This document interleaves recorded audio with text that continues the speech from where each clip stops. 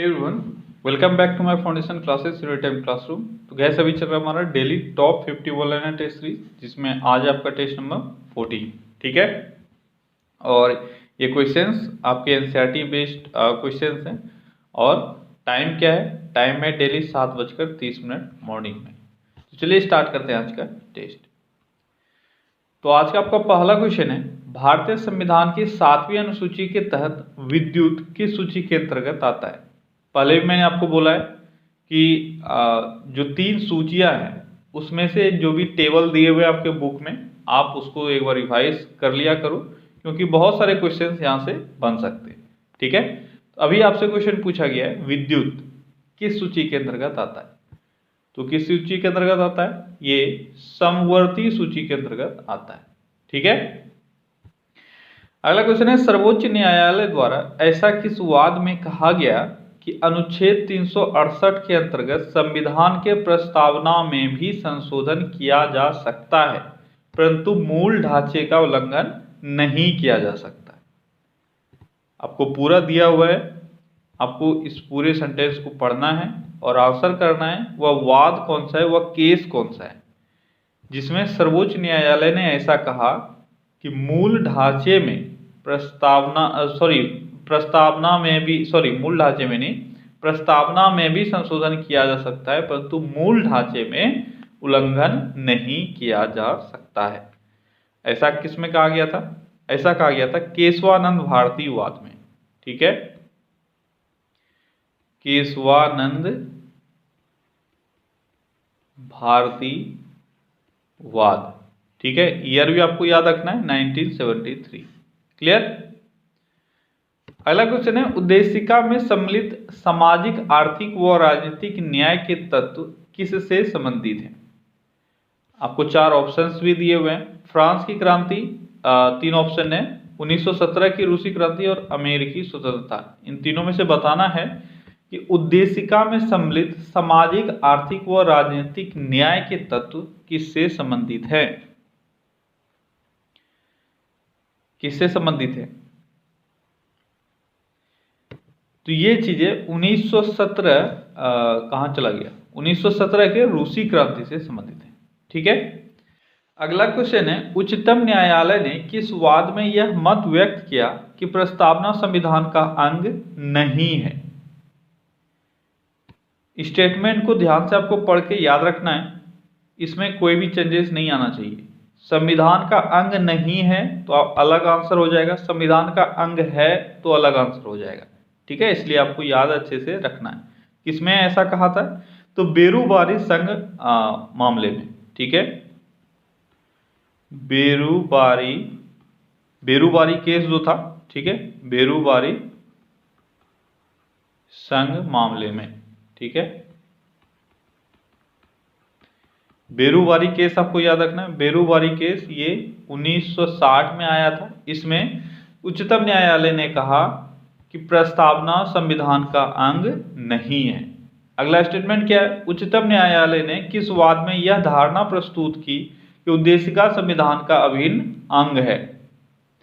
उद्देशिका यानी प्रस्तावना, यह संविधान का अंग है, ऐसा किस वाद में कहा गया था? तो ऐसा SR बोम्बई। ठीक है, SR Bombay versus union of India case कब हुआ? ये 1994। तो 3 स्टेटमेंट आपको यहां से याद रखना होता है। इससे ज्यादा अगर आप नहीं भी याद रखोगे तो काम चलेगा, लेकिन ये 3 मस्ट है, आपको याद रखना ही पड़ेगा। सबसे पहले आपको याद रखना है, उच्चतम न्यायालय ने किस वाद में यह मत व्यक्त किया कि प्रस्तावना संविधान का अंग नहीं है? तो ये था बेरूबारी केस 1960। फिर कब अंग माना गया? तो 1994 का जो आपका Bombay versus union of India case था इसमें। और एक बीच में आया आपका 1973 का केशवानंद भारती वाद। ठीक है, इसमें क्या कहा गया था कि प्रस्तावना में भी संशोधन किया जा सकता है, लेकिन मूल ढांचे में कोई चेंजेस नहीं आने चाहिए। ठीक है, अगला क्वेश्चन है, उद्देशिका को राजनीतिक जन्मपत्री की संज्ञा किसने प्रदान की है? उद्देशिका को राजनीतिक जन्मपत्र की संज्ञा किसने प्रदान की है? उद्देशिका को राजनीतिक जन्मपत्र की संज्ञा किसने प्रदान की है? किसने यह कहा है कि उद्देशिका राजनीतिक जन्मपत्र यानी पॉलिटिकल हॉरोस्कोप है? तो के एम मुंशी ने। ठीक है, के एम मुंशी ने। अगला क्वेश्चन है, अंडमान और निकोबार के मध्य कौन सा चैनल स्थित है? 9 डिग्री, 10 डिग्री, 8 डिग्री।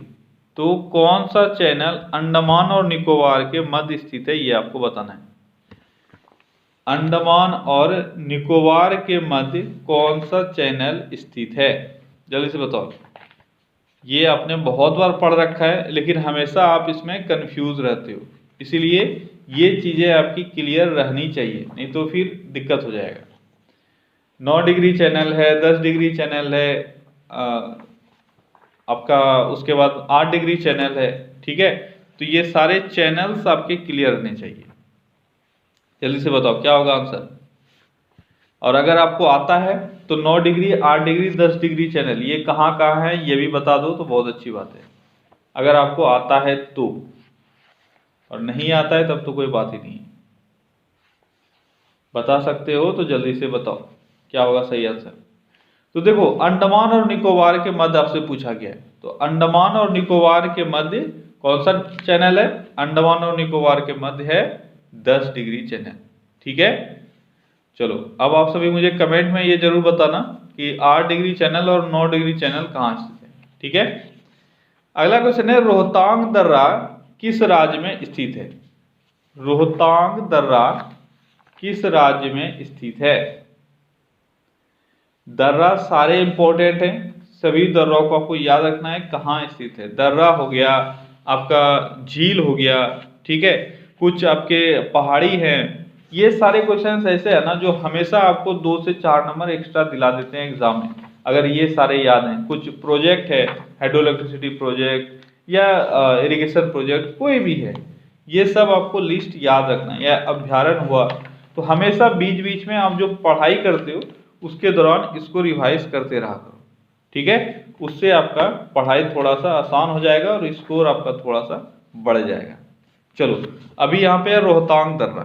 ठीक है, तो रोहतांग दर्रा कहाँ है?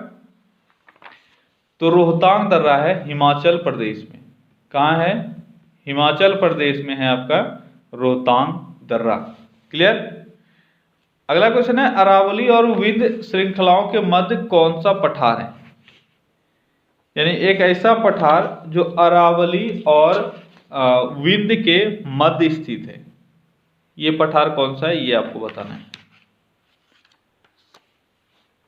अरावली और विंध्य के मध्य कौन सा पठार स्थित है? अरावली और विंध्य के मध्य कौन सा पठार है? तो यह है आपका मालवा का पठार। अरावली और विंध्य के मध्य मालवा का पठार है। अगला क्वेश्चन है, प्राचीन भारतीय ऐतिहासिक भूगोल में हिंद महासागर को किस नाम से जाना जाता था? हिंद महासागर। हिंद महासागर को प्राचीन ऐतिहासिक भूगोल में किस नाम से जाना जाता था? तो प्राचीन ऐतिहासिक भूगोल में रत्नाकार एक टर्म आता था, रत्नाकार। ठीक है, ये रत्नाकार किसके लिए यूज होता था? हिंद महासागर के लिए। अगला क्वेश्चन है, अंडमान निकोबार द्वीप समूह में द्वीपों की संख्या कितनी है? अंडमान निकोबार द्वीप समूह में द्वीपों की संख्या कितनी है? कितनी है? 572। 572 द्वीप हैं अंडमान निकोबार द्वीप समूह में। अगला क्वेश्चन है, श्रीहरिकोटा किस झील के निकट अवस्थित है? श्रीहरिकोटा किस झील के निकट अवस्थित है? कौन सा झील है वो है पुलिकट झील। ठीक है, पुलिकट झील के निकट स्थित है श्रीहरिकोटा। अगला क्वेश्चन है, राम सेतु कहां से प्रारंभ हुआ है? राम सेतु सभी जान रहे हो, आपको बताना है ये प्रारंभ कहां से हुआ है। तो धनुषकोटी से। ठीक है, धनुषकोटी से ये प्रारंभ हुआ है। क्लियर। अगला क्वेश्चन है लक्षद्वीप कहाँ पर स्थित है? हिंद महासागर, अरब सागर, बंगाल की खाड़ी, कच्छ की खाड़ी। आसान सा क्वेश्चन है, जल्दी से बताओ। लक्षद्वीप कहाँ अवस्थित है? तो लक्षद्वीप कहाँ अवस्थित है? तो आप जानते हो लक्षद्वीप वेस्ट में स्थित है, ये अरब सागर में स्थित है। अगला क्वेश्चन है भारत का कौन सा द्वीप समूह प्रवाल निर्मित है? भारत का कौन सा द्वीप समूह प्रवाल निर्मित है? तो मेनली जो है यह है लक्षद्वीप, ठीक है, पर जरूरी नहीं है कि आपको सिर्फ लक्षद्वीप ही याद रखना है। मेनली है लक्षद्वीप। लक्षद्वीप के अलावे आपके जो कोरल रीफ्स हैं यानी प्रवाल हैं वो आपके अंडमान निकोबार में मिलता है, कच्छ में मिलता है, ठीक है, और मिनिकॉय आइलैंड पे भी मिलता है और मनाका आइलैंड पे भी मिलता है। तो ये सारे हैं जहाँ पे कोरल रीफ्स मिलते हैं, लेकिन मेनली जो कोरल रीफ से निर्मित हमारा द्वीप है वह है लक्षद्वीप। तो इस तरह के क्वेश्चंस भी बनते हैं, आपको 4 ऑप्शन दे दिए जाएंगे और पूछे जाएंगे इनमें से कहाँ कोरल रीफ आपको नहीं मिल सकता है। तो ये सारी चीजों को याद रखना। अगला क्वेश्चन है द्वीपों पर बसा हुआ भारत का सबसे बड़ा नगर कौन सा है? द्वीपों पर बसा हुआ भारत का सबसे बड़ा नगर कौन सा है? कौन सा है? यह है मुंबई।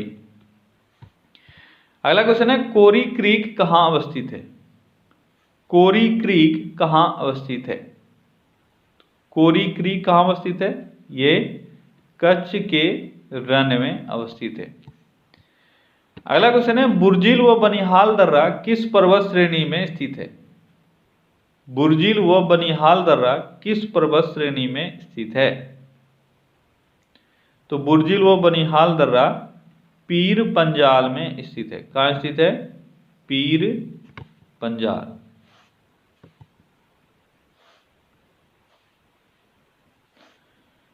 पीर पंजाल, ठीक है, पीर पंजाल श्रेणी में स्थित है। अगला क्वेश्चन है धौलागिरी पर्वत किस देश में स्थित है? देश आपसे पूछा गया। धौलागिरी पर्वत किस देश में स्थित है? किस देश में स्थित है? तो ये नेपाल में स्थित है। अक्सर यहाँ पे कंफ्यूजन हो जाता है भारत और नेपाल में, तो याद रखना धौलागिरी नेपाल में स्थित है। अन्नपूर्णा पर्वत किस देश में स्थित है? अन्नपूर्णा, तो ये भी नेपाल में स्थित है, ठीक है। अगला क्वेश्चन है अंतरराष्ट्रीय तिथि रेखा के सबसे निकट कौन सा जल डमरू स्थित है? अंतरराष्ट्रीय तिथि रेखा के सबसे निकट कौन सा जल डमरू है, ये आपको बताना है। अंतरराष्ट्रीय तिथि रेखा, इसके निकट कौन सा जल डमरू है, जल डमरू मध्य है, वो आपको बताना है। अंतरराष्ट्रीय तिथि रेखा किसको बोलते हैं? 180 डिग्री जो देशांतर है उसको अंतरराष्ट्रीय तिथि रेखा बोलते हैं। और इसके निकट बेरिंग जल डमरू है। कौन सा है? बेरिंग स्ट्रेट, ठीक है। अगला क्वेश्चन है यदि मिस्र की राजधानी काहिरा का स्थानीय समय ग्रीनविच से 2 घंटा आगे है तो वह किस देशांतर पर स्थित है? यदि मिस्र की राजधानी काहिरा का स्थानीय समय ग्रीनविच से 2 घंटा आगे है तो वह किस देशांतर पर स्थित है? अब कैसे इसको निकालना है आप सभी जानते हो। क्या होगा आंसर? आंसर होगा 30 डिग्री ईस्ट, ठीक है। मैंने बहुत बार इसको बताया हुआ है कि आप जानते हो कि 1 घंटा 15 डिग्री के बराबर होता है, ठीक है, और 2 घंटा 30 डिग्री के बराबर हो गया। और ध्यान रखना है आगे है या पीछे है। अगर ग्रीनविच से 2 घंटा आगे है यानी आपका जो डायरेक्शन होगा वो होगा ईस्ट, और अगर पीछे रहता तो डायरेक्शन आपका होता वेस्ट, ठीक है। अगला क्वेश्चन है अश्व अक्षांश किसे कहते हैं? अश्व अक्षांश यानी कितने डिग्री से कितने डिग्री के मध्य के अक्षांश को अश्व अक्षांश कहते हैं? तो ये 30 डिग्री से 35 डिग्री अक्षांश को क्या कहा जाता है? अश्व अक्षांश, हॉर्स लैटिट्यूड। अगला क्वेश्चन है वह कौन सा महाद्वीप है जिससे होकर भूमध्य रेखा, कर्क रेखा और मकर रेखा तीनों गुजरती है? वह कौन सा महासागर है जिससे भूमध्य रेखा, कर्क रेखा और मकर रेखा तीनों गुजरती है? एक ही महाद्वीप है या महादेश है, वह कौन सा है? वह है अफ्रीका, ठीक है। अगला क्वेश्चन है, जीवाश्म साक्ष्यों के आधार पर पृथ्वी पर जीवन की उत्पत्ति लगभग कितने मिलियन वर्ष पूर्व मानी जाती है? पृथ्वी पर जीवन की उत्पत्ति, जो भी अभी तक जीवाश्म साक्ष्य मिले हैं, इसके आधार पर लगभग कितना मिलियन वर्ष पूर्व यहाँ पे जीवन की उत्पत्ति मानी गई है? लगभग 3.5 मिलियन वर्ष पूर्व। अगला क्वेश्चन है, विषुवत रेखा सहित कुल अक्षांशों की संख्या कितनी है? विषुवत रेखा सहित अक्षांशों की कुल संख्या, विषुवत रेखा सहित अक्षांशों की कुल संख्या है 181। ठीक है। अब यहां कंफ्यूजन इसलिए होता है कि 90 आप जानते हो, अगर ये पूरा ग्लोब है तो यहाँ आपका इक्वेटर है। ठीक है, और इक्वेटर से ऊपर यहाँ टोटल 90 है और इक्वेटर से नीचे यहाँ पे टोटल है 90। तो टोटल क्या हो गया? 90 + 1 + 90। ठीक है, तो टोटल 181 हो जाता है। अगला क्वेश्चन है, भूमध्य रेखा पर 1 डिग्री के अंतराल पर 2 देशांतरों के मध्य कितनी दूरी होती है? 2 देशांतरों के मध्य पूछा जा रहा है। 1 डिग्री के अंतराल पर 2 देशांतरों के मध्य कितनी दूरी होती है? किलोमीटर में आपको बताना है। तो लगभग 111.32 किलोमीटर होता है। अब आप सभी यहां से मुझे बताओ कि 2 अक्षांशों के मध्य कितनी दूरी होती है? बहुत इंपॉर्टेंट है और बहुत बार एग्जाम में पूछा गया। अगला क्वेश्चन है, नाइट विजन डिवाइस में प्रयोग की जाने वाली तरंगें कौन सी होती है? नाइट विजन डिवाइस में प्रयोग की जाने वाली तरंगें कौन सी होती है? जो नाइट विजन कैमरा वगैरह में भी यूज किया जाता है। ठीक है, जितना भी नाइट विजन यानी अंधेरे में देखने वाला जितना भी आपका डिवाइस है, उन सभी में एक स्पेशल रे का यूज किया जाता है ताकि रात में देखा जा सके। आपको ये बताना है वो कौन सा चीज है, किस चीज का इस्तेमाल किया जाता है। तो वह इंफ्रारेड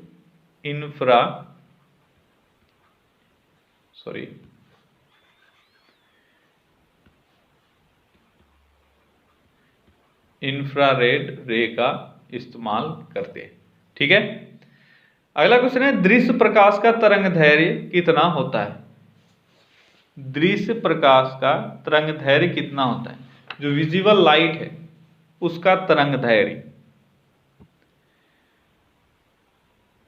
दृश्य प्रकाश का तरंगदैर्घ्य कितना होता है? तो दृश्य प्रकाश का तरंगदैर्घ्य कितना होता है? तो तरंगदैर्घ्य का इसका एक परास जो है वह है 3.9 × 10⁻⁻7 मीटर से लेकर 7.8 × 10⁻⁻7 मीटर। ठीक है, ये इसका रेंज है, ये आपको याद रखना है, तरंगदैर्घ्य का रेंज है। क्लियर? इसको बहुत जगह अलग फॉर्म में भी लिखा जा सकता है, जैसे 3.9 है × 10⁻⁻7 मीटर है, तो इसको नैनोमीटर में कन्वर्ट करके लिखा जाता है। तो वो भी आपको याद रखना है। अब देखो, तो आपको यहाँ से क्या करना है, यहाँ पे जो भी आपके क्वेश्चंस हुए, ठीक है, जैसे एक क्वेश्चन मैंने यहाँ से पूछा कि दृश्य प्रकाश का तरंगदैर्घ्य कितना होता है, इसका तो मैंने बता दिया। इसके साथ ही आप जानते हो टोटल जो इलेक्ट्रोमैग्नेटिक वेव्स हैं वो टोटल 7 हैं। तो आपको सातों का पढ़ना है, सातों का खुद से याद करना है। अब सातों एक एक करके मैं यहाँ पे पूछूं तो आप बोर हो जाओगे, इसलिए अभी यहाँ जैसे ही आया तो आपका ये होमवर्क बनता है कि आप रे से जाके पढ़ लो। हर एक बुक में दिया रहता है, कोई भी जीके का बुक हो, साइंस निकालो, फिजिक्स निकालो, उसमें ये चीज दिया हुआ है, लेकिन आप पढ़ते नहीं हो। तो यही जो रिवीजन होता है ना, इसके दौरान जो आपके क्वेश्चंस आते हैं उसके बाद आपका ये फर्ज बनता है कि आप उसको जाके रिवाइज कर लो जो छूट गया है। ठीक है, तभी आप एग्जाम में अच्छे स्कोर कर पाओगे। अगला क्वेश्चन है, आंतों से संबंधित रोगों के निदान में कौन सी किरणों का प्रयोग किया जाता है? आंतों से संबंधित रोगों के निदान में कौन सी किरणों का प्रयोग किया जाता है? तो किस किरणों का प्रयोग किया जाता है? एक्स रेज का। ठीक है, जो भी आंत यानी इंटेस्टाइन संबंधित डिजीज है उसको क्योर करने में एक्स रेज का या एक्स किरणों का इस्तेमाल किया जाता है। अगला क्वेश्चन है, कीड़ा तथा क्षति पहुंचाने वाले जीवों को घरों से दूर भगाने के लिए किस तरंग का प्रयोग किया जाता है? किसका प्रयोग किया जाता है? तो अल्ट्रासोनिक वेव। ठीक है, अल्ट्रासोनिक सोनिक वेव्स, इसका इस्तेमाल किया जाता है। अगला क्वेश्चन है, समीप आती हुई रेलगाड़ी के सीटी की आवृत्ति और तीक्ष्णता बढ़ती जाती है, ऐसा किस कारण से होता है? यही सेम क्वेश्चन एग्जाम में अभी तक अनगिनत बार पूछा गया है। क्या होता है? डॉपलर इफेक्ट, सभी जानते हैं, लेकिन आपको याद रहे तो बहुत अच्छी बात है। ठीक है, डॉपलर इफेक्ट, इसी कारण क्या होता है? डॉपलर इफेक्ट के कारण ही क्या होता है, जो भी ट्रेन आपके सामने आ रही है उस ट्रेन की सीटी की आवृत्ति और तीक्ष्णता आपको बढ़ती हुई नजर आती है और दूर जाती हुई घटती हुई नजर आती है। सेम, दोनों का सेम आंसर होगा। ठीक है, अगला क्वेश्चन है, क्रिस्टल की संरचना ज्ञात करने के लिए किन किरणों का प्रयोग किया जाता है? क्रिस्टल की संरचना ज्ञात करने के लिए किन किरणों का प्रयोग किया जाता है? तो एक्स रेज का, यानी एक्स किरणों का प्रयोग किया जाता है क्रिस्टल की संरचना को ज्ञात करने के लिए। ठीक है,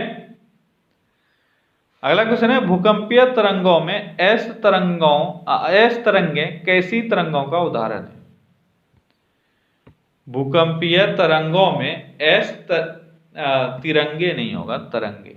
ठीक है, एस तरंगे कैसी तरंगों का उदाहरण है? अनुप्रस्थ या अनुदैर्घ्य।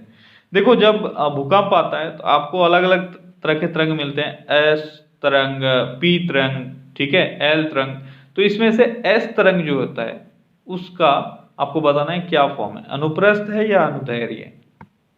दो आपको मेनली याद रखना है, एस जो है वह है अनुप्रस्थ, और वहीं पे अगर पी तरंगों का मैं बात करूं तो भूकंपीय तरंगों में से पी तरंग कैसा है? यह है अनुदैर्घ्य।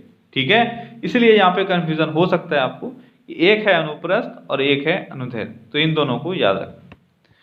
अगला क्वेश्चन है, एक रडार शत्रु के वायुयान की उपस्थिति का पता लगाने में कौन सी किरणों का प्रयोग करता है? रडार जो है, आप जानते हो रडार से वायुयान का स्थिति हम लोग ज्ञात कर सकते हैं, तो आपको वही बताना है कि किस तरंग का उसमें प्रयोग किया जाता है। तो रडार जितने भी हैं वह रेडियो वेव्स का प्रयोग करते हैं। ठीक है, रेडियो वेव्स का। अगला क्वेश्चन है, निम्न तरंगों को उनके खोजकर्ता के साथ मिलान करें। अब यहाँ पे आपको मैंने सातों दे दिया है, ताकि अगर आपको आता है तो आप आसानी से उसको मिलान कर पाओगे, नहीं तो बैठ के टुकुर टुकुर देखोगे और तो कुछ कर नहीं सकते हो। एक्स किरण, पैराबैंगनी किरण, अवरक्त किरण, दृश्य किरण, उसके बाद दीर्घ रेडियो तरंग, लघु रेडियो तरंग और गामा तरंग। अब आपको यहां से ये सातों तरह के खोजकर्ता के बारे में बताना है। थोड़ा सा टाइम लो और जल्दी जल्दी से मैच करके बताते जाओ। चलो, एक तरफ से मैं यहाँ पे बोलते जाता हूं ताकि आपको भी क्लैरिटी मिलता जाए। एक्स किरण का बताओ, एक्स किरण का खोजकर्ता कौन है? तो एक्स किरण का खोजकर्ता है रोंटगेन, तो आपका यहाँ पे हो जाएगा 2 नंबर। ठीक है, अगला है पैराबैंगनी किरण। पैराबैंगनी किरण, इसका कौन है खोजकर्ता? तो पैराबैंगनी का है रीटर। कहाँ चला गया रीटर? रीटर आपका यहाँ चला आया 7 नंबर पे। ठीक है, तो ये हो गया। उसके बाद है अवरक्त किरण। अवरक्त किरण यानी इंफ्रारेड रेडिएशन, इसका खोजकर्ता कौन है? इसका है हार्सेल, विलियम हार्सेल। कहाँ चला गया हार्सेल आपका हार्सेल है 5 नंबर पे। ठीक है, तो अवरक्त किरण हो गया हार्सेल। अगला क्वेश्चन है दृश्य किरण। दृश्य किरण के खोजकर्ता कौन है? ये है न्यूटन। ठीक है, कम से कम ये तो सभी को आता होगा। इसके बाद है दीर्घ रेडियो तरंग। देखो, 2 तरह के तरंग हैं, दीर्घ रेडियो तरंग और लघु रेडियो तरंग। दोनों के खोजकर्ता अलग अलग हैं, और रेडियो तरंग सिर्फ आपको दे तो आप जानते हो मार्कोनी। ठीक है, लेकिन मार्कोनी जो है वह दीर्घ रेडियो तरंग का खोज करता है। किसका है? दीर्घ रेडियो तरंग। तो मार्कोनी कहाँ पे है? मार्कोनी कहाँ गया? जी मार्कोनी यहाँ पे। ठीक है, तो दीर्घ रेडियो तरंग हो गया जी मार्कोनी। अब है लघु रेडियो तरंग। लघु रेडियो तरंग, इसके खोजकर्ता कौन है? Heinrich Hertz. तो हेनरिक हर्ट्ज कहाँ है? हेनरिक हर्ट्ज 4 नंबर पे। ये हो गया लघु रेडियो तरंग। इसके बाद है गामा किरण। तो अब बच जो गया वो गामा किरण, लेकिन आपको याद रखना है कि हेनरी बेक्वेरेल है गामा किरण का खोजकर्ता। ठीक है, तो हेनरी बेक्वेरेल ये है गामा किरण का खोजकर्ता। ठीक है, तो ये सारे हैं, आपको याद रखना है सबको। अगला क्वेश्चन है, दीर्घ रेडियो तरंगें वायुमंडल की किस परत से परावर्तित होती है? दीर्घ रेडियो तरंगें वायुमंडल की किस परत से परावर्तित होती है? दीर्घ रेडियो तरंगें वायुमंडल के किस परत से परावर्तित होती है? ये आयन मंडल से परावर्तित होती है। कहां से? आयन मंडल से। ठीक है, अगला क्वेश्चन है, पराबैंगनी किरण, एक्स किरण, सूक्ष्म किरण और गामा किरण को तरंग दैर्घ्य के आरोही क्रम में सजाएं। क्या क्या दिया हुआ है? पराबैंगनी किरण, एक्स किरण, सूक्ष्म किरण और गामा किरण तरंग दैर्घ्य के आरोही क्रम में सजाना है आपको। तरंग दैर्घ्य का ऑर्डर हमेशा आपको याद रखना है, कभी भी इससे कोई भी क्वेश्चन पूछा जा सकता है। कभी आपको सजाने पूछ लिया जाता है, कभी आपको पूछा जाता है कि निम्न में से किसका तरंग दैर्घ्य सबसे अधिक है, किसका सबसे कम है। बस एक ऑर्डर है, ये आपको याद रखना है। सबसे कम जो होता है वो होता है गामा का। ठीक है, तो यहाँ पे आपको सजाना है, तो यहाँ पे मैं लिखते जाता हूँ गामा, आरोही क्रम यानी बढ़ते हुए क्रम, तो गामा का सबसे कम है। ठीक है, गामा का सबसे कम है। इसके बाद यहाँ पे आपके ऑप्शन जो क्वेश्चन में दिए हुए हैं इसके हिसाब से एक्स किरण, ठीक है, एक्स रे। इसके बाद क्या हो जाएगा? इसके बाद आपका यूवी हो जाएगा। ठीक है, इसके बाद हो गया आपका सूक्ष्म तरंग। ठीक है, सूक्ष्म तरंग। तो ये सारे हैं यहाँ पे, तो आपका ये 4 हो गया, लेकिन आपको सबका याद रखना है। अगला क्वेश्चन है, कुलीज नलिका का प्रयोग कौन सी किरणें उत्पन्न करने के लिए किया जाता है? कुलीज नलिका, ये बीपीएससी में पूछा गया क्वेश्चन है। कुलीज नलिका, इसका प्रयोग कौन सी किरणें उत्पन्न करने के लिए किया जाता है? कुलीज नलिका, तो एक्स रे। ठीक है, एक्स रे उत्पन्न करने के लिए इसका प्रयोग किया जाता है। अगला क्वेश्चन है, कोबाल्ट 60 जो सामान्यतः विकिरण चिकित्सा में प्रयुक्त होता है, कौन सी तरंगें उत्पन्न करता है? कोबाल्ट 60, तो विकिरण चिकित्सा में इसका प्रयोग किया जाता है। आपको बताना है यह कौन सा किरण उत्पन्न करता है, तो यह गामा किरण, गामा किरणें उत्पन्न करता है। ठीक है, अगला क्वेश्चन है, रिमोट कंट्रोल डिवाइस में किस तरह के तरंगों का प्रयोग किया जाता है? रिमोट कंट्रोल डिवाइस में किस तरह के तरंगों का प्रयोग किया जाता है? रिमोट कंट्रोल में किसका प्रयोग किया जाता है? तो आप जानते हो इंफ्रारेड, इंफ्रारेड का इस्तेमाल किया जाता है। अगला क्वेश्चन क्या है? अगला क्वेश्चन है, दो उत्तरोत्तर श्रृंग या दो उत्तरोत्तर गर्त के बीच की दूरी क्या कहलाती है? अब ये पूरा डेफिनेशन है।